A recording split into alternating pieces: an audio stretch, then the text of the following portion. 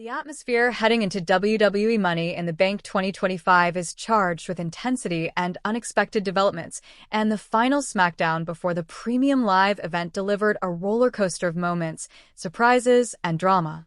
Headlining the buzz is the long-awaited return of Roman Reigns, teased heavily during the Go Home episode, and expected to make a thunderous impact at MITB.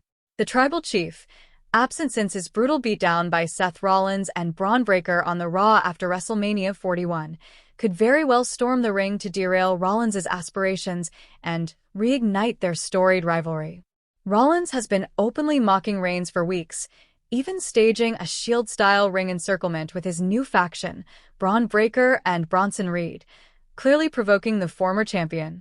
The crowd and fans watching at home sense a collision is inevitable.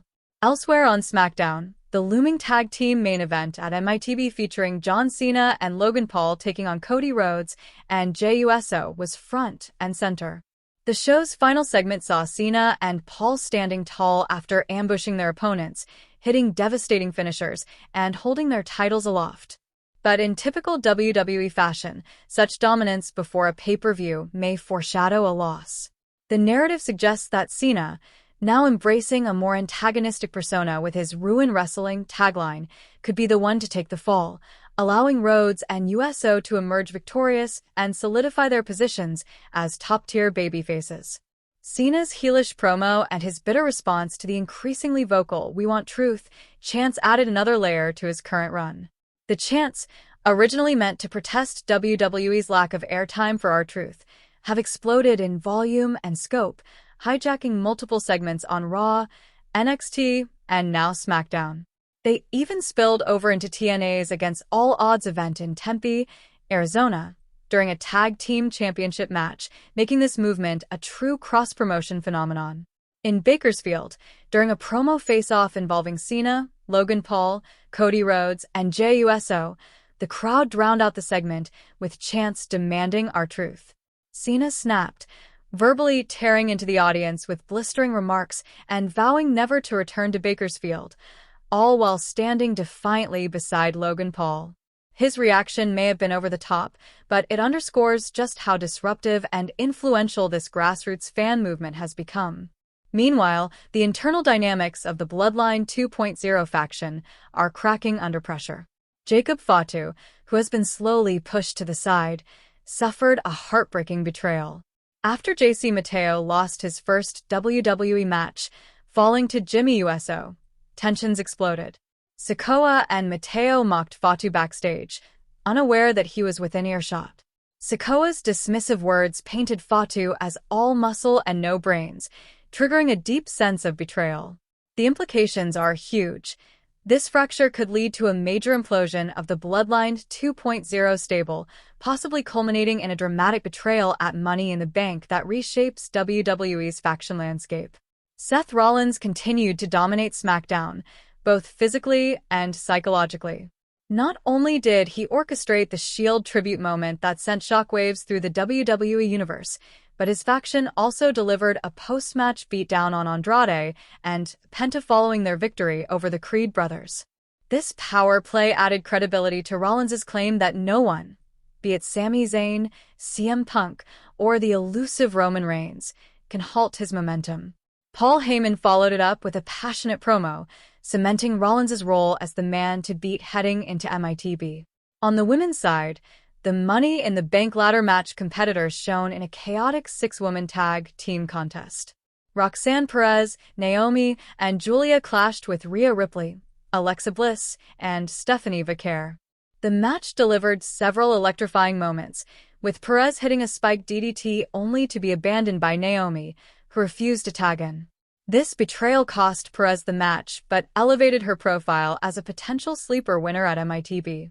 The match's conclusion set the stage for unexpected outcomes, with both Naomi's heelish exit and Perez's resilience becoming major talking points. However, not all was stellar on the blue brand. John Cena's segment, though climactic, dragged due to recycled promos and predictable dialogue.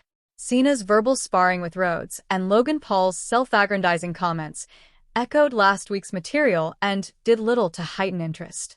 WWE's creative team needs fresher ideas if this feud is to stay relevant.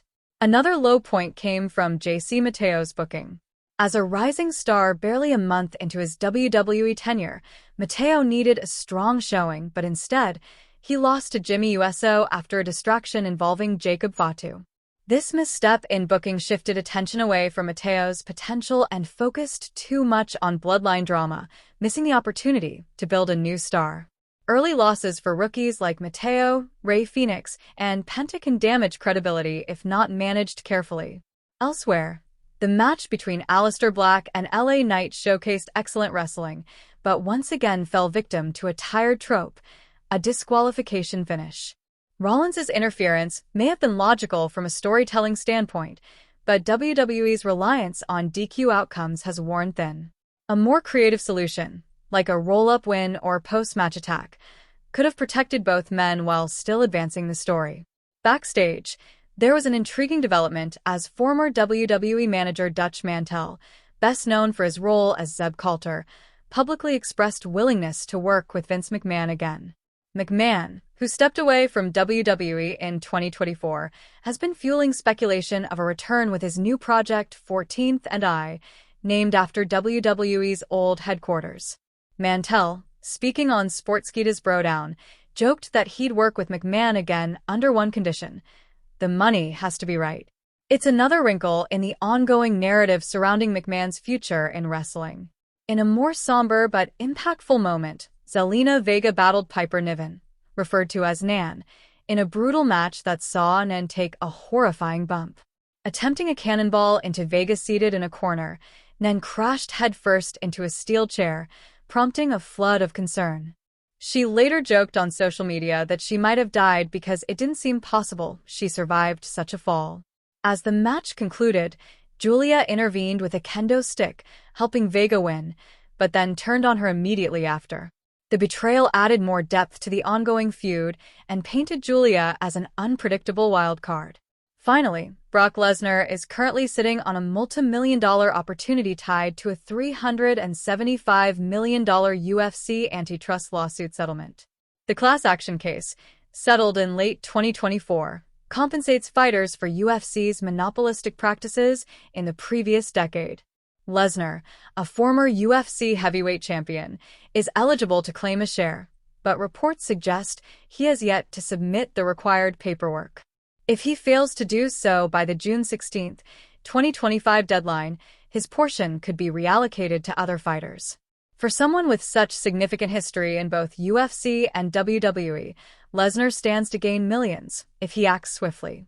With Money in the Bank 2025 just wrapped up on June 7th in Los Angeles and SmackDown providing a focused, story-driven build-up, WWE fans are left with more questions than answers.